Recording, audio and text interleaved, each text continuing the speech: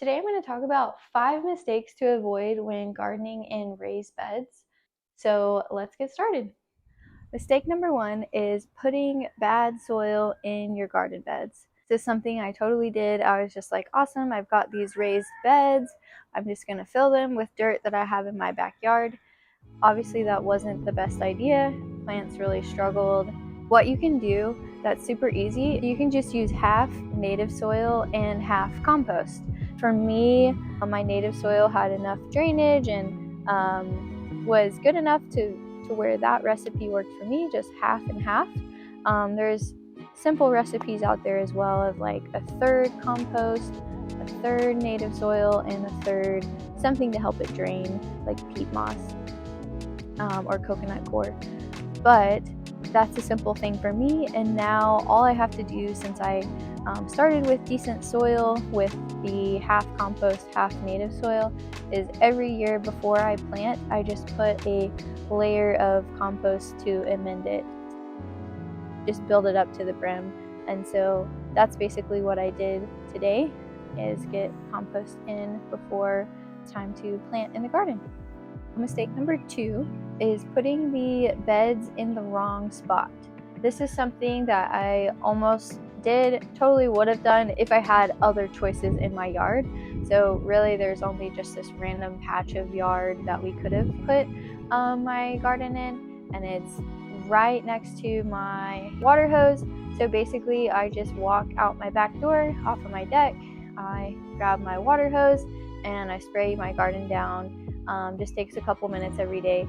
So you want your beds to be close to your water, and you want them to be in a really sunny spot. So you don't want them to get shade most of the day. Most plants like full sun or as much sun as they can get.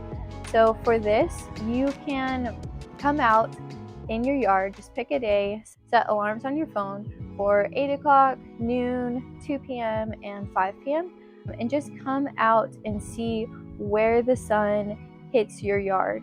For me, we get sun over these beds for the most part, probably from 9 o'clock to 4 to 5 p.m. depending on the time of the year. So most of the day they're getting hit with sun, and that's perfect. That's exactly what you want, especially being close to the house. Since you're putting it close to your water supply, you want to make sure that it's not facing a direction that is getting shade most of the day from structures.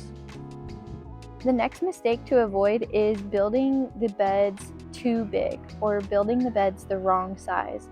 So you don't want them to be too wide to where you can't reach the middle and you can't get to the plants that are right there. I've made mine, I think they're about 3 feet wide. I don't remember the exact dimensions, but I can almost reach to the other side. Anywhere that I go around the beds, I can easily grab the middle and even to the other side. So I'm not constantly having to reposition myself or strain my back. Basically, it's just easy to grab everything that I need to grab.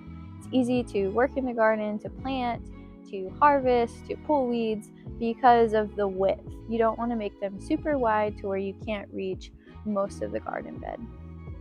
Avoid making your beds too wide. Mistake number 4 is not planning for winter or the off season where you're not growing in your garden beds. So this is something that I know is something that I need to fix, a mistake that I make almost every year. I know I need to do it, but I'm burnt out or I'm tired and just don't get around to it. And it gives me such headache the next season when I'm like, why didn't I just take care of that? When you're done growing in your garden, basically all you need to do is protect the soil. So that can be as simple as just putting something like mulch or wood chips, or you can do a cover crop, and basically it's just that. It's a plant that covers your soil, keeps feeding into the soil, kind of protects it from the sun and elements, protects it from just kind of washing away, which inevitably is what happens to my soil.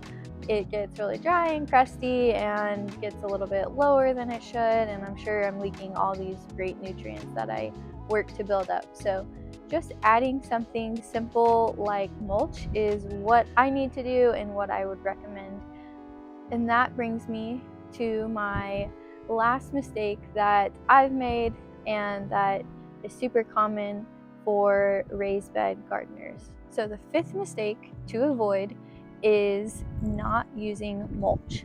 So mulch is great for so many things. It keeps water in your soil longer, so you have to water less.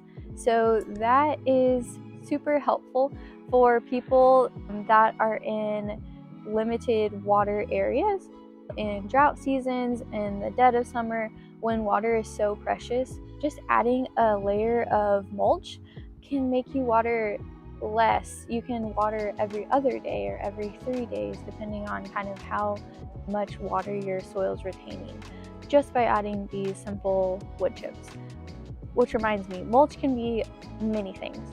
For me, it's wood chips. For some people, they can use straw, dead leaves I've heard, or even kind of plants from last season, cover crops that have died can kind of serve as mulch. So mulch, super easy to do and super easy to miss, but it's great for your garden. It cuts down on weed pressure, keeps the sun from not beating down on the soil and kind of leaching out those nutrients. It's a win-win. It's super cheap. A lot of times it's free in your area if you just call around. Maybe a tree fell down and they turned it into wood chips, and if you just call and come and pick it up, then you can get a bunch of mulch for free. Okay, those are my 5 mistakes that you can avoid to have a successful garden in a raised bed. So good luck this season.